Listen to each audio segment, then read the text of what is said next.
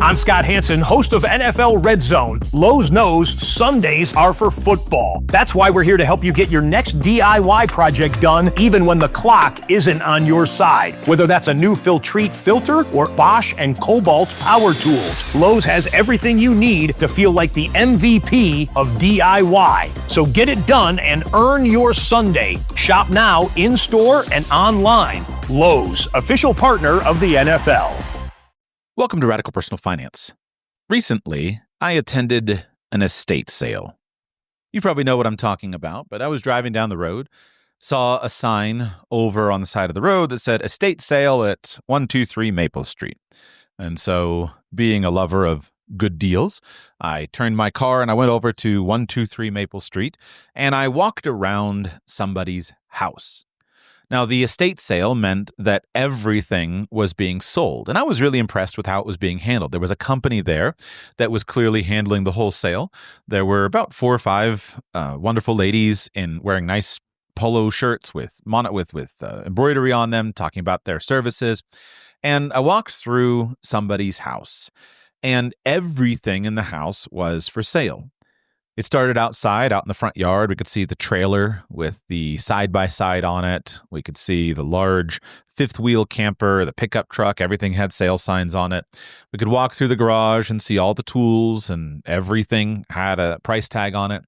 Then we walk through the house, and in every room of the house, we find more things. This was I would say, normal middle-class house, but it was big. 3 or 4 bedrooms in it, and every bedroom had stuff. You know how it is when people go through life and they just accumulate and accumulate. They had dressers here and there were beds and everything was nice, but you would open up the drawers and here's a whole drawer full of collections of trinkets and baubles and things, and everything had a little price tag, $4 on this, $5 on this.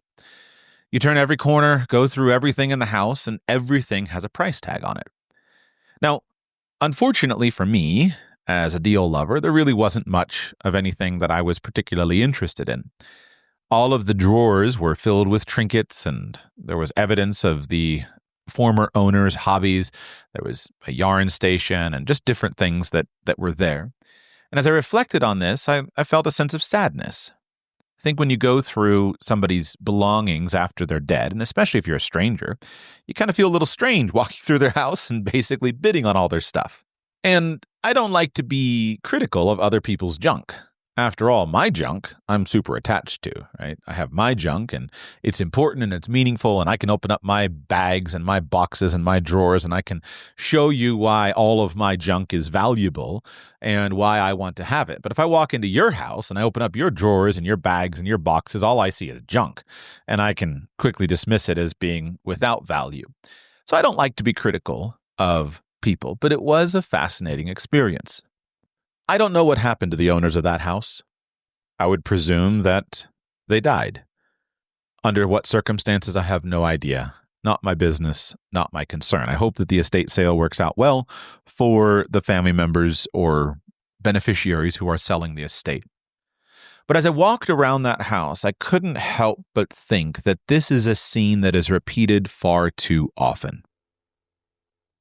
This is a scene where an older person or an older couple has a large house filled with all of the stuff of life,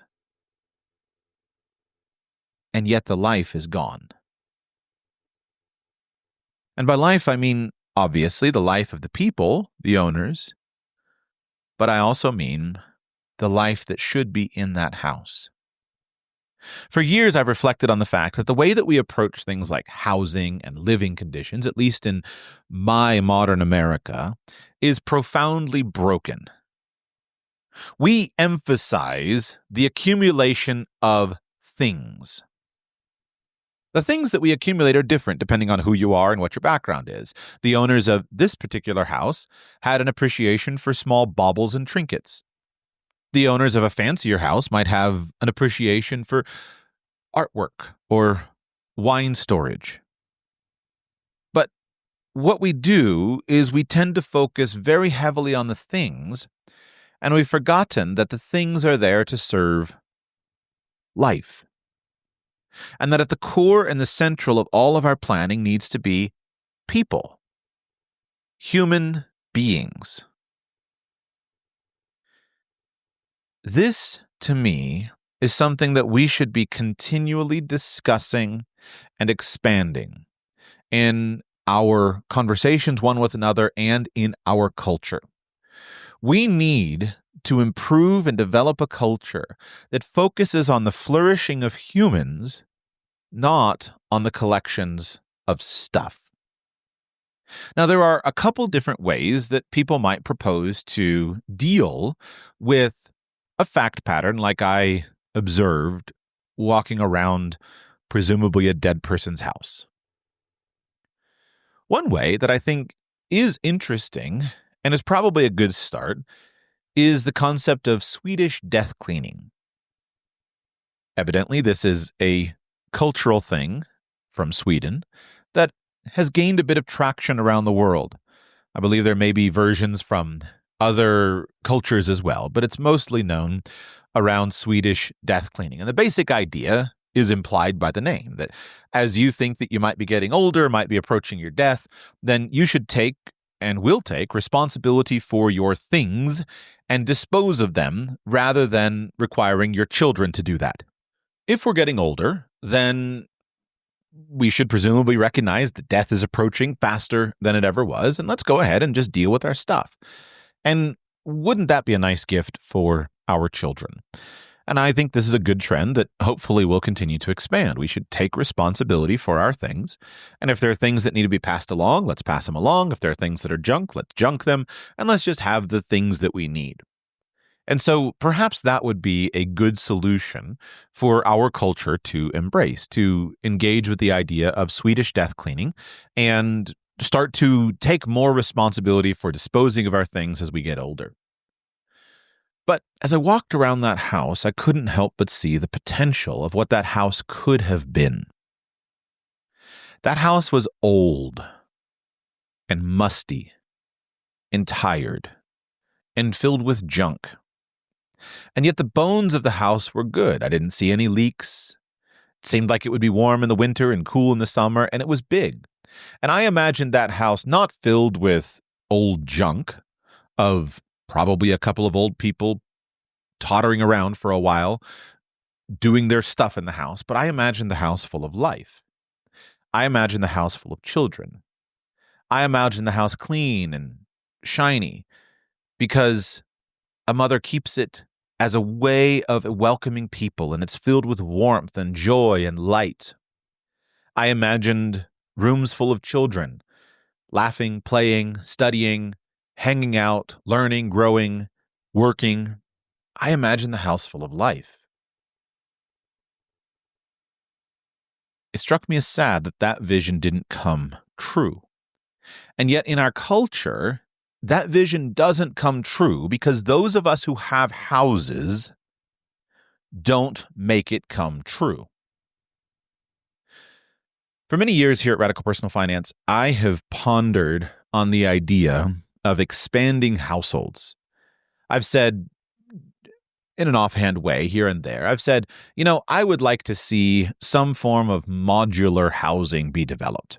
I have the idea that wouldn't it be cool if, let's say that a young couple gets married, starts a family, that the two of them, they start with a single box. Imagine some version of a modular box, maybe a shipping container or one of these unfolding modular box houses that people are starting to test.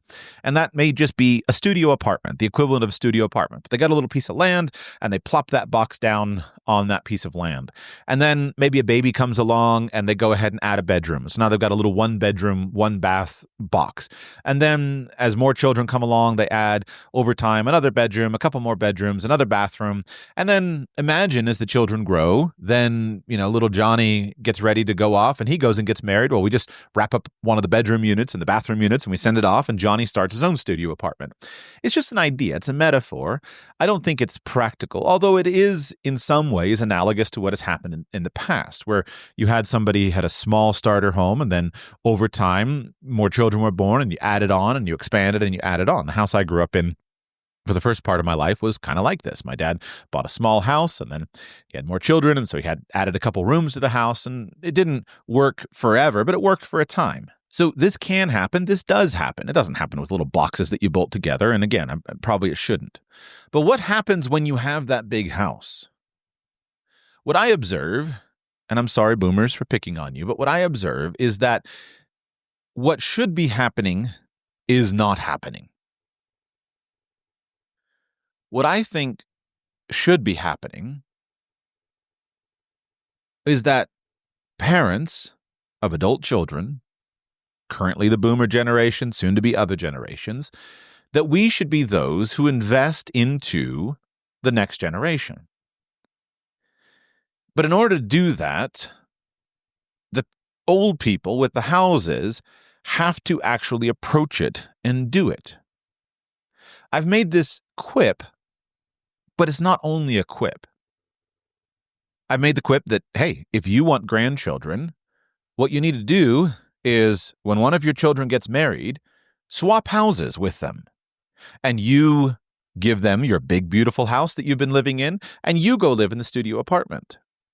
Now, I say it in a joking tone, but I'm not really joking. Why do we not do that? Would that not be a better situation for all? If you have lived in a big house for many years, 4 bedrooms, 5 bedrooms, and you've cared for this thing for decades, you've mowed the grass, you've fixed the roof, you've done all this stuff, and now you're 60 years old, wouldn't you like to go move into a studio apartment and not have any of that work anymore? Wouldn't you like to take your wife and go out on the town and not have to worry about that big house? Obviously, that's a transition that a lot of people make. But then the problem is we look around, and by the way, I'm not criticizing.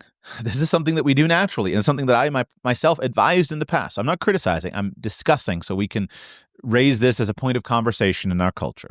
But we look around and we say, all right, I've got this house, it's $500,000, it's $750,000, and of course I need to sell it and make the money. And after all, my children, they are the ones that need to go out and do it. I got to make sure that they can pull themselves up by their bootstraps. They can do that. I think that's very short-sighted thinking. I think that if we look at investing into people, we might look at things differently. There's a Bible verse that I've pondered for about 20 years now. October is Cybersecurity Awareness Month, a reminder that your digital life is always at risk. Every day, hackers steal identities, drain bank accounts, and open fraudulent accounts. LifeLock is here with tips to help prevent you from becoming a victim. Use strong passwords, set up multi-factor authentication on your accounts, report scams, and update the software on your devices. And for peace of mind, get LifeLock. LifeLock monitors millions of data points a second for threats to your identity. If your identity is stolen, a LifeLock US-based restoration specialist will fix it, guaranteed, or your money back. Plus, LifeLock plans include the $1 Million Protection Package, meaning LifeLock will reimburse you to your plan's limits if you lose money due to identity theft. Stay smart, stay safe, and stay protected. Get comprehensive identity protection with a 30-day free trial at LifeLock.com. Use promo code NEWS. That's LifeLock.com, promo code NEWS for 30 days free. Terms apply. Jesus said, "Do not lay up for yourselves treasures on earth, where moth and rust destroy, and where thieves break in and steal. But lay up for yourselves treasures in heaven, where moth and rust do not destroy, and where thieves do not break in and steal. For where your treasure is, there your heart will be also." It's one of the most important Bible verses that relates to money. There are many. There's more conversation in the Bible about money than virtually any other subject. But it's one of the clearest and the most profound. And yet the meaning isn't necessarily obvious. I've listened to many people over the years who have primarily taken the application of that verse in a negative sense. They focused on the idea, do not lay up for yourselves treasures on earth, and they have proscribed the accumulation of wealth, the accumulation of possessions in various ways. I understand that perspective. As I've considered it, I've often been more engaged with the positive prescription of the verse. Lay up for yourselves treasures in heaven. And I thought, how do we do that? And the clarity that I came to about 15 years or so ago, that I've consistently discussed since then and haven't had anyone dissuade me of, is that the way that we lay up treasures in heaven is by first stopping to ask, what is in heaven? And what is in heaven is nothing physical. It's not wood. It's not stone. Not really even gold and precious jewels, notwithstanding the metaphors of the beauty of heaven. What's in heaven are the souls of men. And as I see it, the most obvious way to lay up treasures in heaven is to invest money into the souls of men. And I like how this lines up with a different parable that Jesus taught about the unfaithful steward who took wealth and used it to make friends on earth. What would you and I do if we looked at the world purely through that lens? We said, we have here these treasures on earth, and we want to convert these treasures on earth into treasures in heaven. And thus, we're going to invest into the souls of men. I think the practical effect of that, especially in the context of things like houses and estate sales, would be largely to obviate the need for Swedish death cleaning. Because instead of waiting until we're old and getting rid of all our stuff and taking it to Goodwill ourselves, we would, as life changes, we would adjust our circumstances and we would bring new people into that phase of life. So for the purpose of expanding the vision, I want you to imagine that you have a family estate. Imagine it's, 100 acres. Some amount of money that's not obscene, but like a large amount. And imagine that 100 acres has the legal right with zoning and everything like that to have many structures built onto it. So you're not up against a zoning problem. What would be ideal in a situation like that? Well, I think what would be ideal is you would have different houses that would be built for different life stages. When my wife and I married, we moved into a 234 square foot apartment, and we loved it. It was a tiny studio, and we loved it. I don't think that young married couples need 2,340 square foot houses. A 234 square foot apartment is ideal for a couple. Or I guess if you want to be a fancy pants big spender, we can give you 500 square feet. The point is that two human beings don't actually need that much space. But you start adding a few children in, and all of a sudden now a 2,000 square foot house is useful. Add a few more children, add in a few generations, and all of a sudden a 4,000 or a 6,000 square foot house is useful because now there's space for people. But that same need doesn't continue forever. As you grow, as you raise your children, as you progress on and you become an empty nester, you no longer need 6,000 or 4,000 or probably even 2,000 square feet. And those things become a burden. But there are, ideally, people in your family who need that. Or there will, or there should be. And what we have right now is we have young people crying out to their parents and saying, Mom and Dad, we want to get married, but we can't afford it. We want to have children, but we can't afford it. We don't have any space. We don't have any ability. We have too much money in student loans. We can't afford a house. What are we going to do? What are we going to do with childcare? And we're ignoring that as a culture. And we've got a legion of older people who are desperately hanging on to their treasures on earth and refusing to help others with it. And systematically, they are watching and will watch their family name disappear from the earth. Their memory will fade. And it didn't have to be that way. It could have been different. So imagine back to our hypothetical family property. Imagine you have 100 acres. There's a large house on there, which is suitable for a large family. So now imagine that you're the patriarch. You're the one who sets that whole thing up. You have 100 acres. You live in the small house, you build the bigger house, you raise your children. You may have 4 children, 5 children that come along. And your eldest child gets married. And the eldest child moves into one of the smaller units. But then the eldest child starts to have children, maybe 1 or 2 children. Under the normal calendar phase of life, it's likely that your other children are coming along and also moving out and doing the same thing. Why not make a deal and move your eldest child The first person to have 2 children, swap houses. And you, as the older couple, you move into the studio and you move one of your children into the house. This is not actually a revolutionary concept. This is, in many ways, something that has been practiced throughout history, is that you had houses and they were seen as resources, and you had families that filled those houses. But in our modern culture, we've forgotten about the idea of working together, of supporting one another, and we've become atomized financial planning units. And everything is measured not in terms of the life that it produces, but in terms of the dollars that it can fetch in the marketplace. We don't look at a good house and value it based upon, you know what, a family of 6 could live in this house.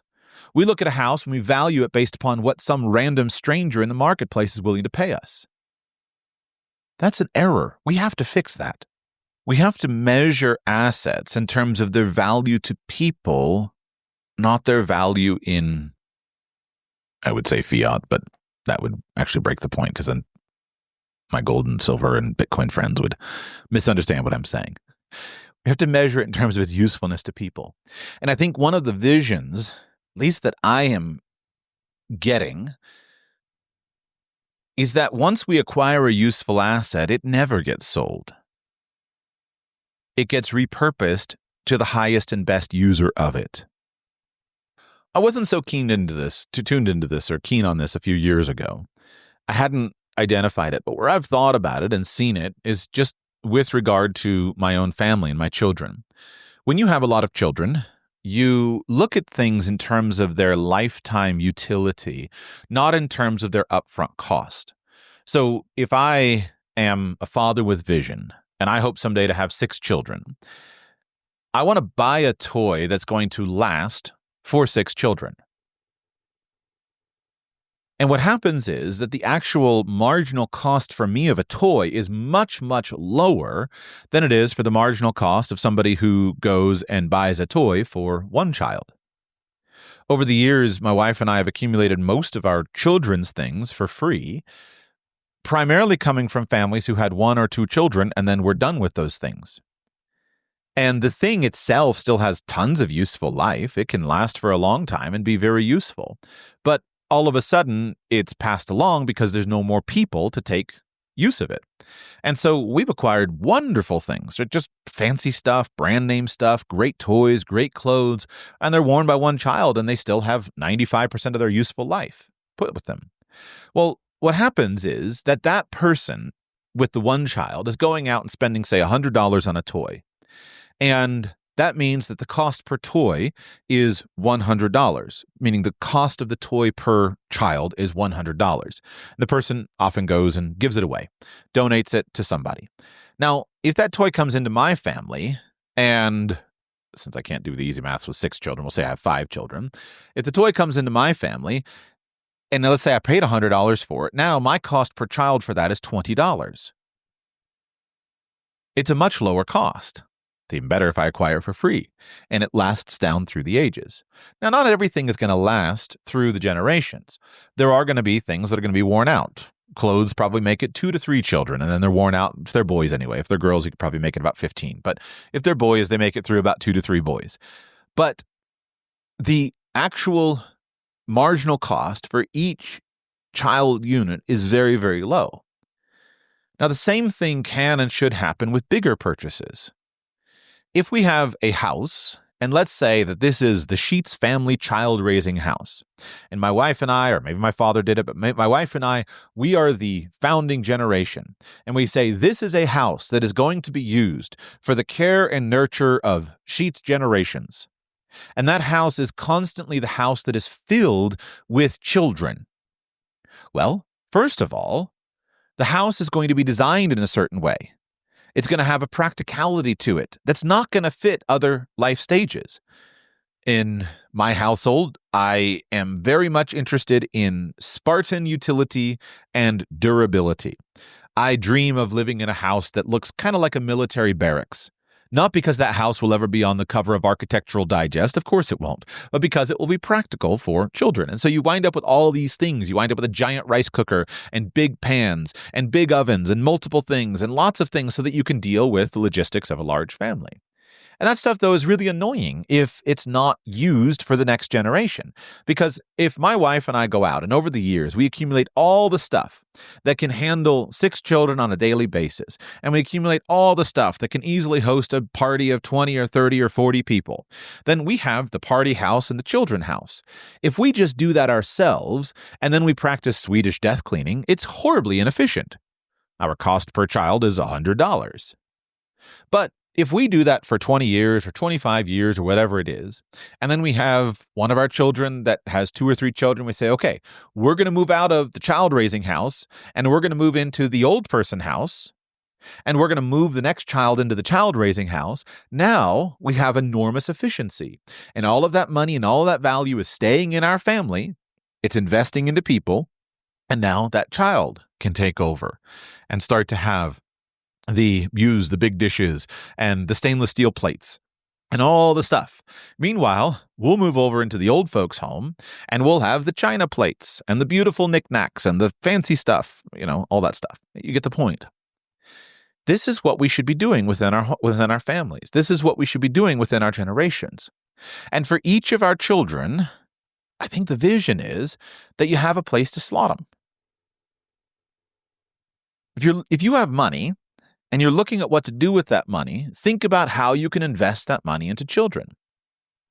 And this more and more for me has become kind of part of the overall vision in terms of even my approach, my thoughts about real estate. I've talked about this over the years. You've heard me talk about it with regard to vacation homes and why purchasing a vacation home may turn out to be one of the best investments. I've talked about this in terms of apartments in different places. But just imagine this, right? I'm from Florida, okay? Imagine that in Florida, I have the central family house. Now, along the way, I go ahead and pick up an apartment. Maybe I pick up an apartment in Miami. I don't want to live in Miami, but I might do business in Miami. I might spend time there. So I go ahead and pick up an apartment in Miami. I pick up a vacation home. Maybe the vacation home is a beach house. Could be in Florida, could be somewhere else. A lake house somewhere. Over time, I pick up another apartment. I pick up an apartment in a young, happening city, maybe New York City or Washington, D.C. or Boston or someplace where there's lots of opportunities. Now, I can use these things strategically for myself. I can use these things to go back and forth between different cities to do business in. But now, all of a sudden, when my 20-year-old son comes along and wants to go to school, then I say, why don't you go to school in New York and stay in our apartment there? And the good thing about cities is cities are a really great place to find a spouse. And so maybe my son lives in that apartment and he finds a wife in the big city. He starts his life there, starts his career there, but then transition a few more years, starts to have a few children, wants a little bit more room. Imagine if we have another family place prepared and he moves into the place in, say, Pennsylvania, right? Accessible to the city, but more of a relaxed lifestyle. And imagine that our family builds this over time strategically. And each generation is not freeloading on the generation of the past. We're not wrecking our children because we're providing for them. We are setting the expectation that this is what you do for children. Because children who are raising, young people who are raising children often can't earn very much money without neglecting their family. So that's where parents and grandparents step in and arrange those things. That's my vision. The details are, of course, dependent on you and your family and what makes sense. But that, to me, would be a pretty good way of turning money into people. And that's where and how I'd like to die. I'd like to, at the end of my life, not be living in a big house with my wife and me puttering around this giant house filled with trinkets and dust everywhere. I'd like to have a little bedroom, a small spare bedroom where I live that has a bed to sleep in, a desk to work at, a comfortable chair to sit in. And I'd like to open up the door of that bedroom, preferably it's soundproofed. I'd like to open up the door of that soundproof door. I'd like to open that soundproof door, and I'd like to be confronted with the chaos of a house filled with children, of my grandchildren, my great-grandchildren, and them using those things. Now, this is a concept, a vision. As a financial planner, we can put this into place in lots of ways. This is just a further expression, with me looking around and noticing what's broken in our society. This is just an expression of what we do in other areas. Wealthy people always invest into people. The most common way is through education. You will not find a wealthy family that has not provided for the education of the children and the grandchildren. And that's good and that's right, because we're building human capital. But what I observe is that we've forgotten the fact that in order to invest into education of humans, we have to first have the humans. And we have to figure out how to invest the money into the having of humans. And this might be one way to do that. Your mileage may vary. All I can tell you is that, while I'm not going to be critical of the family whose house I toured, and which was filled with trinkets that I didn't buy because I don't know their story, I'm presupposing things that may not be true. But if you ask me at the end of my life, if I want to have an estate sale, I would consider that a failure. That is a failure. That is a failure of my culture. That is a failure of my life. That is a failure of my religion. At the end of a man's life, he should be proud. If his days are long, if his life is not cut short, because of course my life could be cut short today and I wouldn't have achieved any of these things that I'm describing to you. But if a man is blessed with long days, he ought not to be surrounded by a bunch of junk. Rather, he ought to be surrounded by men and women who are better for his having been there. He ought to be surrounded by a community of people that he is invested into. He ought to be surrounded by disciples who will take his vision and carry it forward.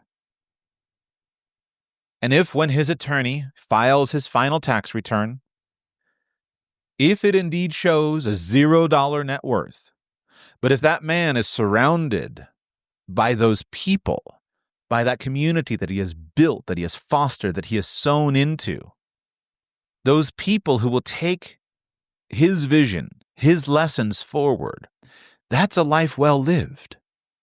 That's a man who can lay his head on his deathbed and die with honor. The goal is not to be the richest man in the graveyard as measured in money. You're going to leave it all behind. And if you just leave money, your heirs will take it and you will be forgotten within a few years. The goal is to be the richest man in the graveyard as measured by the people who attend your funeral, the stories that they tell, and the way that they honor your life and legacy as they continue on in the pattern that you have set for them. We have to break off these broken cultural frameworks that control our lives and recognize that so many of them are a temporary aberration and they will not continue. They have no staying power. And we have to create new ones. And we have to encourage one another as we forge those new ones, many times in a culture that is profoundly unfriendly to said forging. And then we have to teach our children and our grandchildren and our great-grandchildren. We have to learn from the wisdom of the masters of old, bring that in with the wisdom of the present moment, and then create the frameworks that will allow our future generations to build strong and healthy, vibrant cultures where men and women of today and men and women of the future can flourish. I don't want to leave behind a house that has to be sold at an estate sale. I don't want to just do Swedish death cleaning. On the contrary, I want to be a good steward of the assets and the resources that have been entrusted to me, and then I want to find faithful men and faithful women and transfer those assets that have been entrusted to me for my stewardship to the next good stewards of those assets. As you and I walk this mortal coil, we are spiritual beings having a physical experience.